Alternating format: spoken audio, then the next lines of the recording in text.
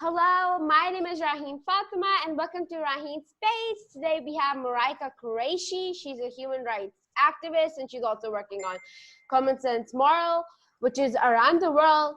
So I cannot wait to talk to her. I've met her. She's very sweet and she has this very, very cool sense of humor as well. So I think without further ado, let's get to Marijke herself. Hello, ma'am. How are you? Fine, thank you, Raheen. It's so nice to be on your show, and I really appreciate the time that you spent here. Yeah, so it's great to be here. Elle, it's great to host you as well. So can you please introduce yourself for our audience? Okay, yes. So my name is Marijke Qureshi, and I have an office in the Blue area in Islamabad, and I work for human rights, and this is based on like very simple. Like a lot of people don't actually even know what their rights are. And just to get the awareness up so we actually can become like a sustainable society and we can just all come to a higher level of prosperity. That's what I'm working on in Pakistan. And it's a lot of work, but I'm enjoying doing it. Yes, and for like people like us, it might sound like bizarre, like a bizarre concept at the first time you hear it, that people do not know what their rights are, and children especially do not know what their rights are. So I think it's really, really important. But how did you get into this field? Well, I've been very fortunate. I've been blessed. My family is blessed. And we've done really well in our lives. But then, of course, you see a lot of people are not as fortunate and they're missing tools. Like, I think everybody wants to do well, everybody wants to help others, but we just don't have the tools how to actually help people. And then my husband and I were very working together, and he found these tools that can help everybody. So we actually decided to dedicate our lives to doing so. Yes. And so you were talking about the common sense moral, Yeah, and is it actually what it sounds like? yeah, common sense. Yeah, exactly. Any religion will try to lift people up and tell people what to do. And of course, Islam is it's actually the last religion that came about. And Islam is like very, very precise. Like, you should do this, you shouldn't do this, you should do this, you shouldn't do this.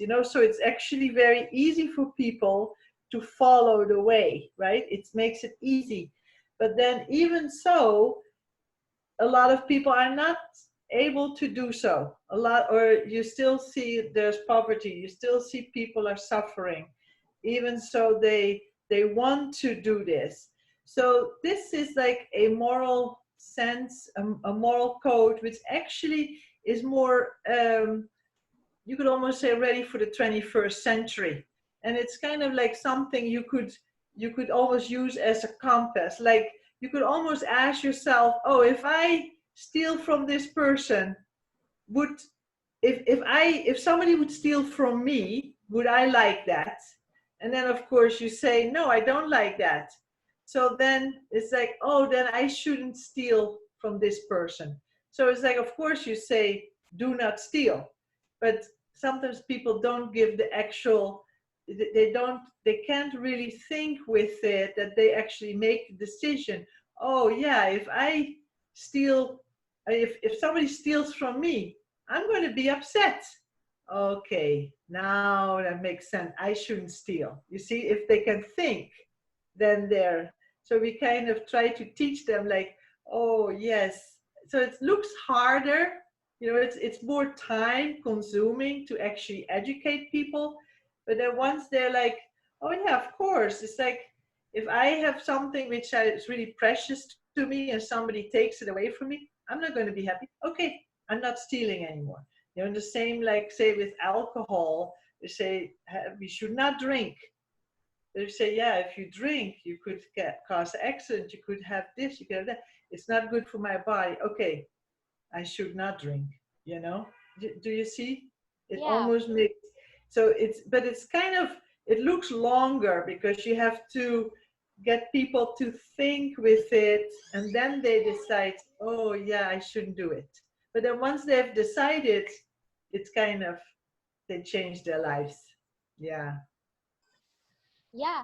And so like I've heard a lot that, you know, only if common sense was, you know, more common. Like it's actually used more like as a joke now. But so do you think is common sense as common as it might sound it is? I'm sorry, I missed the question.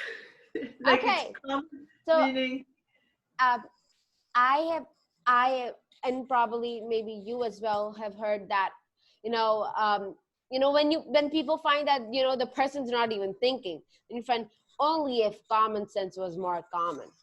So do you think is it as common as it sounds like?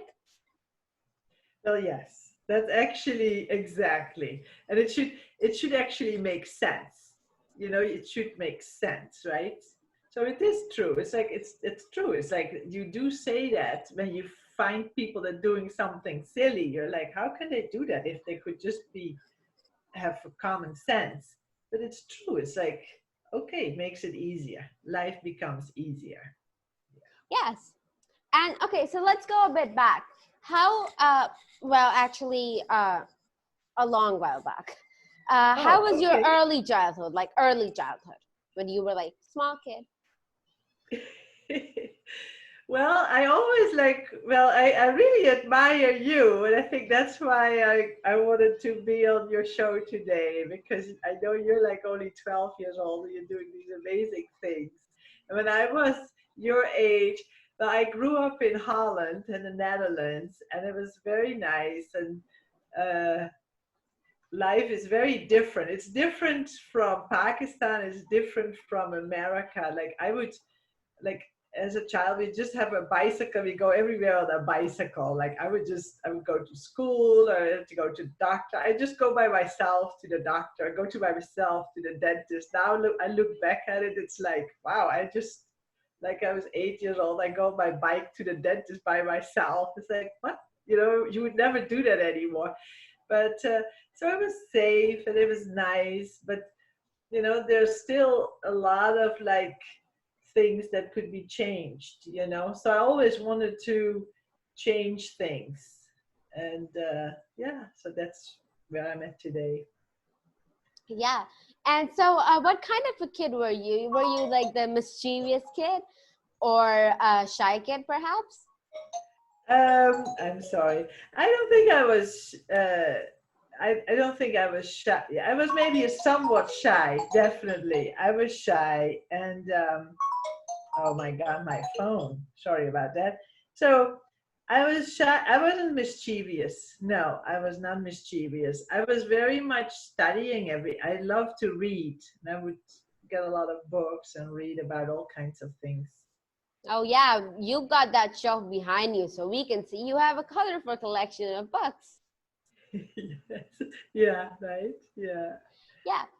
So, how did you begin your career? Like, did you like go for jobs, like very basic jobs? Like, did you work as a barista or something? Like, at a very start of your career in college, did you do a job? So, how did you like just like start it out? Okay, well, I started out that I wanted to. Actually, I started out not in my career at all. I was studied as a physical therapist, and then I moved to America. So my that that studies, they were not. You couldn't actually use that in America. You would have to restudy. But I then started working in a travel agency, and I was working with people from Europe that came visit America. And then from there, I was just always working with people, and you know, I've just done different things, and I kind of wanted to educate people. I've also been in school. I've educated people, and then I just found that I'm just kind of really want to kind of go to basics, and like the right to educate is a very big right. But on the other hand, when that comes in, people will just the whole society will raise, in prosperity. So that's where what is very important. Yes, it is. So, do you remember your first trip to Pakistan? Because you've been to Pakistan, and we basically met in Pakistan. So, Mhm. how was your like the first trip in Pakistan? Well, I think I went to Karachi.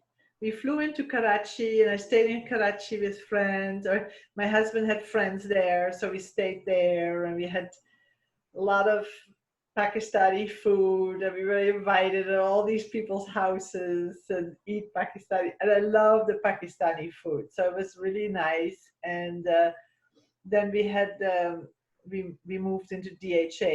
We find our own place and all that. But people in Pakistan are very hospitable. They're very, very hospitable, and they just want to help you.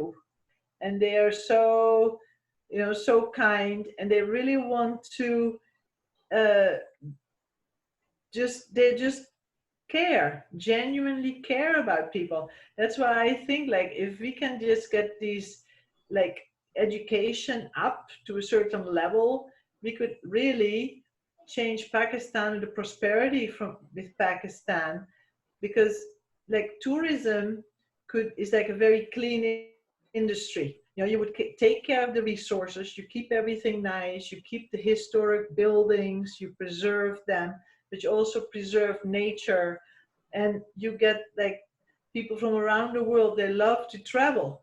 They would come to Pakistan to see all these beautiful things, and the people from Pakistan are so kind. Would be like a uh, very good match for them to work in hotels, restaurants, transportation, and such. And this could really bring the prosperity into Pakistan. But it all starts with education. Yes, true. Because the Mhm. problem, of course, would also be English when it comes to tourism, of course. Yes, very much so. Yes, that's a good point. English is like, because even people like say from France or Spain, they can speak English together, So English Yeah, is a very important. Yeah. it is. And so you're married to a Pakistani. And Mhm. so like you got like introduced into the Pakistani the culture, because you're married to somebody who's Pakistani, so of course they speak the language and you see everything. So do you know Urdu? Not too much. Not too much. Like I know all the foods. I can. I love food, so I know the foods. I know like just a few words. I'm still trying to learn more Urdu, but it's difficult because it's not really related to the other languages that I know. Yes. And I think it's also because like English and Urdu have like very different voices, like sounds, and the pronunciation is very difficult for people who grew up speaking English or maybe another language. Hmm. That's so true. Yeah, that's very true. Yeah. So the funny thing, the first time I saw you, I was like, she's from Pakistan, because you were wearing our like national dress, like shalwar kameez, and I was like, she's from Pakistan. And then even when they said your name, Marijke Qureshi, I was like, that's, come on, that's like, that just sounds like a Pakistani name. It has a Qureshi at the end. Duh, she's Pakistani. But when you started speaking, and I was like, wait, she's not from Pakistan. But you had like you had picked all those things up from our culture. Yeah. Yeah. Yeah, that's right. Because it's a beautiful culture. Yeah. Yes. So how long did you live in Pakistan? It's like 3.5 years or so. Yeah. Oh, 3.5 years. That's a long time to live in Pakistan. Hmm. Yeah, yeah. So, are you working with any particular organization for human rights, or do you have your own organization? No, I work with it's well, there are different organizations that I work with or collaborate with. We actually have a Zoom meeting this Sunday, and it's United for. You can find it on the website, on the web, on the Facebook page. It's United for Human Rights Pakistan. United for Human Rights Pakistan, and it's also going to be a Facebook Live. And there's so we have United for Human Rights Pakistan, and then also this common sense moral guide is called The Way to Happiness Pakistan. It's a Facebook page, The Way to Happiness Pakistan. But it's very, I think there's now, because of also with COVID-19, it's important that we just get the rights, we get more the rights defined, and just have that more people have rights, like rights to healthcare, rights to food, rights to shelter. You know, these are very important things at this time. Yes, and I think if it's human rights, sometimes we just forget that it's the freedom of thoughts, because maybe in some communities they're just thinking of a particular concept, or just like a particular act. It's supposed to be, it's frowned upon. That's how bad it is. And I think we should have freedom of thoughts. It's in our mind. We're just thinking. Well, your mind is your own, right? But uh, just if you have like no food and no shelter, and you're getting tortured, let's just work on those things. The right to education, that, or that, we're all spiritual, right? We're all spiritual. So inside, we're all the same. We're all spiritual people, right? Beings or souls. So now, if you're in a female body or you're in a male body, if you're a girl or you're a boy, all of a sudden it becomes a whole different scenario. But actually, Yeah. if you look at the person, and if you don't look at the body, but you look at him, it's all the same. So we should start to treat our girls same as our boys. And if a person is doing a good job, they should be validated. It doesn't matter if it's a boy or a girl. If a boy does something really good, we should say this is great. But if the girl does this very good, then we should also say this is great, because this is how we can advance our society. Even if we're like, I've noticed like some girls, they have very high education and then they don't do anything with it. And that's a waste of resources. It is. The people have, the law degree. They have like most education. At the end of the day, they end up doing nothing. But if they're married, being married, having children is not something bad. Oh If no, you're it's great. married, you can still, continue your studies, or you could still work. You could have a job, or you could run a business. Mhm. Right, that's right.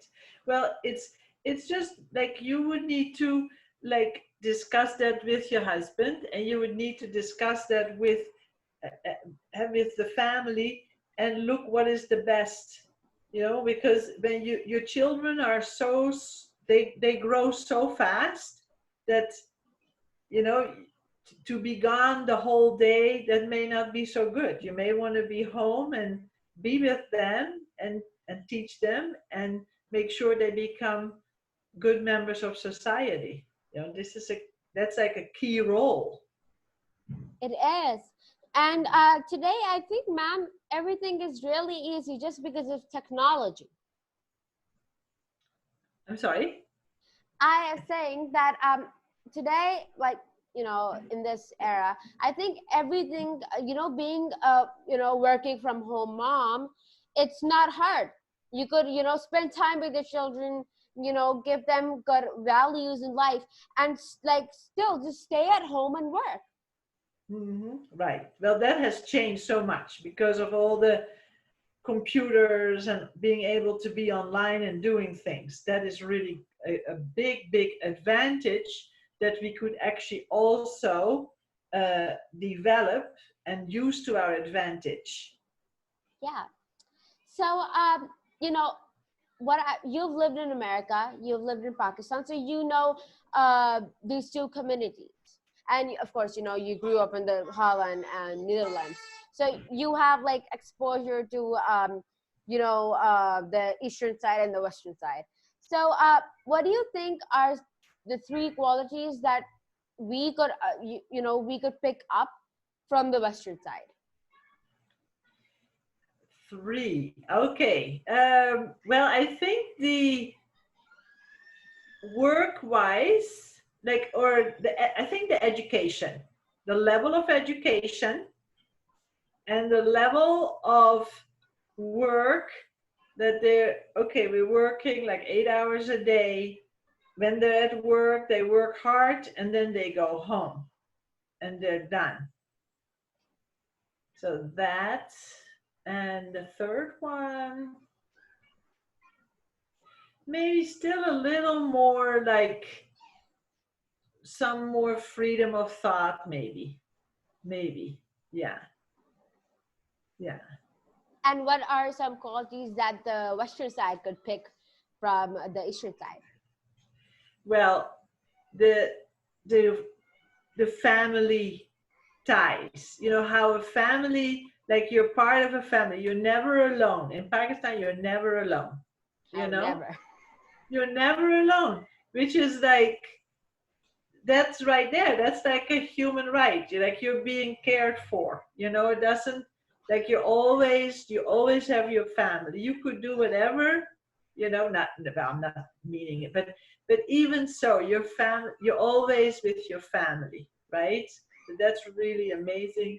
And like how older people, they're taking the young, the kids take care of the older family. That's really great, you see. And their